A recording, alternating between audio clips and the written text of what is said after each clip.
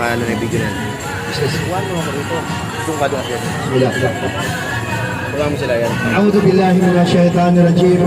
Bismillah walhamdulillah. Wassalatu wassalamu ala asyrafil anbiya'i wal mursalin sayyidina wa habibina Muhammad wa ala alihi wa ashabihi ajmain, amma ba'd. Rabbi ishrah li sadri wa yassir li amri wahlul 'uqdatam min lisani yafqahu qawli.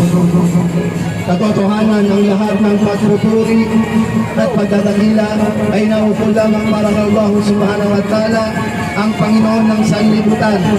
Tayo'y pumupuri, sumasamba, humingi ng gabay, kapatawaran, laban sa kasamaan ng ating mga sarili. Kung sino man ang patnubayan ng Allah subhanahu wa ta'ala sa matuwid na landas, sariling Islam, ay walang makapagliligaw sa Kanya. At kung sino man ang hayaan ng Allah subhanahu wa ta'ala na maligaw, ay hindi siya makakatagpo ng labay, maliban sa gabayan siya ng Allah subhanahu wa ta'ala. Saksiyan natin na walang ibang Diyos, Rab, na karapat-dapat pagkukulan ng pagsamba, liban kay Allah subhanahu wa ta'ala. At saksiyan natin ang mahal na propeta Muhammad sallallahu alaihi wasallam ay kanyang huling sugo, propeta alipin ng Allah subhanahu wa ta'ala. Mga kababayan, sa mga nandito po sa Taytay Tiangge, nandito po kami sa inyong harapan at upang iparating sa inyo ang Islam, sino ang dapat sambahin. Hindi po kami manghihingi ng labopiling o donation ng ambag. Ang sa amin lang ay iparating sa inyo kung sino ang dapat sambahin. Opo. Ang una natin paksa, mga kababayan, kung ano ang Islam. Opo. Ano ang Islam? Ang Islam po, mga kababayan, ito'y Arabikong salita. Ito'y nangangahulugan na salam. Ang ibig sabihin ng Islam, pagsunod, pagsuko, pagtalima, pagpapasakop sa batas ng Diyos. Ayun ang Islam. Ang Islam daw po ay hindi pagkain, hindi bagay, hindi lugar, hindi tribo. Kung pupuksan natin, kung bibigyan natin linaw, ang history ng bansang Maharlika dito sa Pilipinas, tandaan nyo po, 13 siglo pa lang po, ay may Arabong misyonaryo na lumapag sa Mindanao. Ayun po ay si Sharif Makdum na imamba. 13 siglo pa lang po, ay may Arabong misyonaryo na. At dumating ang mga Hapon, dumating ang mga Amerikano, dumating ang mga Kastila. March 16, 1521, Philippines was discovered by Ferdinand Magellan. Dumating ang mga Hapon, dumating ang mga Amerikano, dumating ang mga Kastila. Pero ang mga Maranao, ang mga Moro, ang mga taga-Mindanao, sila po ang nagpaglaban sa mga dayuhan. Ayun po ipang ang katotohanan, mga kababayan. Kaya dito sa Islam, dapat malaman nyo ang Islam. Ito yung reliyon na galing sa tagapaglikha. Ang Islam ay pagsunod, pagsuko, pagtalima, pagpapasakop sa batas ng Diyos. Ang Islam at Muslim ay magkaiba.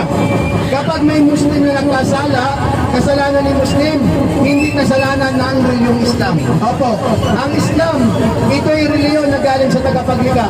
Hindi tinatag ng propeta, hindi tinatag ng mga sumot propeta, hindi pinare-register, hindi gawas-tawas na nila paglang sa mundo. Pagkos ang Islam po, ito ay galing sa tagapaglikha. Bakit? Bakit galing sa tagapaglikha? Sinabi ng Allah subhanahu wa ta'ala sa banal na Quran, Bada'udu billahi minasyaitanir rajim, Bismillahirrahmanirrahim. Sinabi ng Allah subhanahu wa ta'ala, Al-yawma akmaltu lakum dinakum wa atmamtu alaykum ni'mati wa raditu lakum sa Madina. Sa araw na ito ay aking kinumpleto at ganap ang din na ito.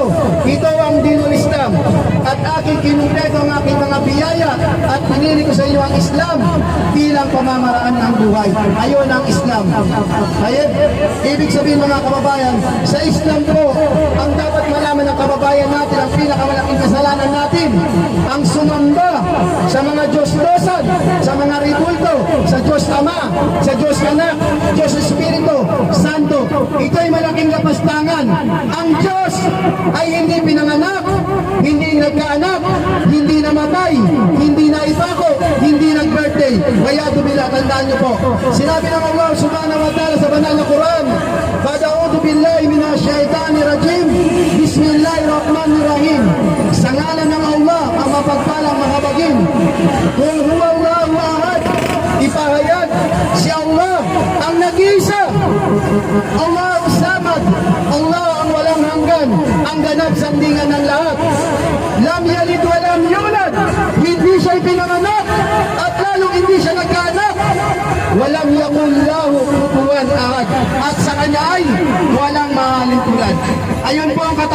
Diyos, mga kababayan, hindi nagkaanak, hindi namatay, hindi nag-birthday, hindi muling nabuhay. Yadu billah, wa yadu billah. Ayan ang malaking kasalanan ng angkan ni Adam alayhis salam na sumamba sa mga repuldo, sumamba sa tao, sumamba sa Diyos-Diyosan. Ang ating sambahin, mga kababayan, ay ang tagapaglikha na si Allah subhanahu wa ta'ala. Sambahin ang tagapaglikha, hindi ang inilikang tao. Si Jesus Christ po ay isang sugo, propeta, alipin ni Allah, na anak ni Biring Maria.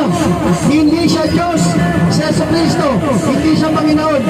Sa Islam po, tinuturo dito ang pagmamahal kay Jesus Christ. Tatanungin ko, mga kababayan, sa inyo, with all respect, kung talagang mananampalataya kay Yesu Cristo, ano ang pangalan ni Jesus Christ? Bibigyan ko ng 100 pesos kung sino yung makasagot. Ano ang totoong pangalan ni Jesus Christ? Wayado bilang, di ba?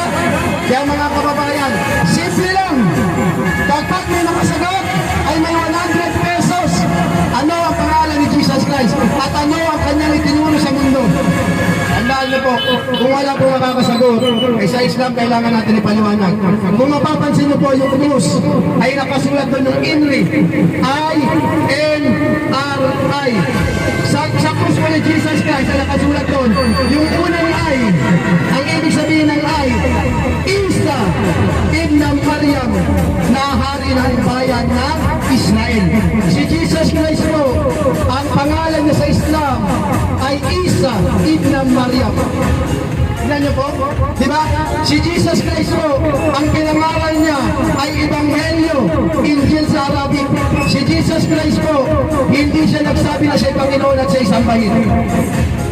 Kaya mga kababayan, dapat malaman nyo kung ano ang Islam, sino si Allah, sino ang mga Muslim. Sa amin po mga kababayan, hindi po kami nagre-recruit, hindi po kami nangingi ng lato o donation o sakta ng inyong damdamin na sabihin na kayo mga Muslim. Wala po kami karapatan. Kahit ako, kahit sino sa mga Muslim, hindi po sila kailangan, hindi kami kailangan ng Islam. Dapat maunawaan nyo, ang Islam, submission to the will of only one God. Pagsunod, pagsuko, pagkalima, surrender. Islam is way of life. Islam religion to all prophets. Islam is way. Surrender, pagsunod, pagsuko. Kaya mga kababayan, tandaan natin sa ipalaala, hindi po kami naparito upang sirain ang paniniwala. Nagkataon lang na inabutan na rin tayo ng ulan at tayo parating natin sa mga kababayan na pumipila. Naway, isama niyo po sa pagsasaliksik ang pananampalatayang Islam. Wala naman po mawawala kung ating po susubukan. Isama niyo po ang reliyong Islam. Tandaan niyo po, ang reliyon ay nag-aanyaya ng pagsamba sa tunay na tagapaglikha. Kung tayo man mga tao ay makasalanan, na dapat tayo ay magbalik loob sa tunay na tagapaglikha. Sinabi ng mahal na propeta Muhammad sallallahu alaihi wasallam, "Kullu bani Adam khata wa khairul katain at tawabun." Ang angkatlo ni Adam alayhis salam ay likas na makasalanan. Ang pinakamainam sa mga makasalanan ay yaong nagbabalik loob kay Allah subhanahu wa ta'ala. Huwag tayong sumamba sa bato. Huwag tayo sumamba sa krus. Huwag tayo sumamba sa tao. Sa Diyos Ama, Diyos Anak, Diyos Espiritu. Ayun po ay malaking kasalanan na nagkaroon ng anak ang Diyos. Nag-birthday, namatay tuwing mahal na araw. Walyadu billah. Hindi pwede mamatay ang Diyos tuwing mahal na araw, mga kababayan. Gumising na po tayo sa katotohanan. Saliksikin natin ang tunay na reliyon ng lahat ng mga sugo at propeta. Sa reliyong Islam, I love Jesus Christ because I am Muslim. Hindi po kami magiging ganap na tunay na mananampalataya kapag hindi namin sinunod si Jesus Christ, si Isa alayhis salam. Yan lang mga kababayan, naway nakuha natin ang aral, ang pagsamba sa tunay na tagapaglikha, ang pagsuko sa Allah subhanahu wa ta'ala, pagsunod sa lahat ng mga sugo at propeta. At hindi na namin patatagalin at mamaya-maya na kami. Maraming salamat po sa mga nandito. Subhanaka Allahumma bihamdi, asyhadu an la ilaha illa anta astaghfiruka wa atubu ilaik. Wa akhiru da'wana alhamdulillahi rabbil alamin. Assalamu alaikum warahmatullahi wabarakatuh.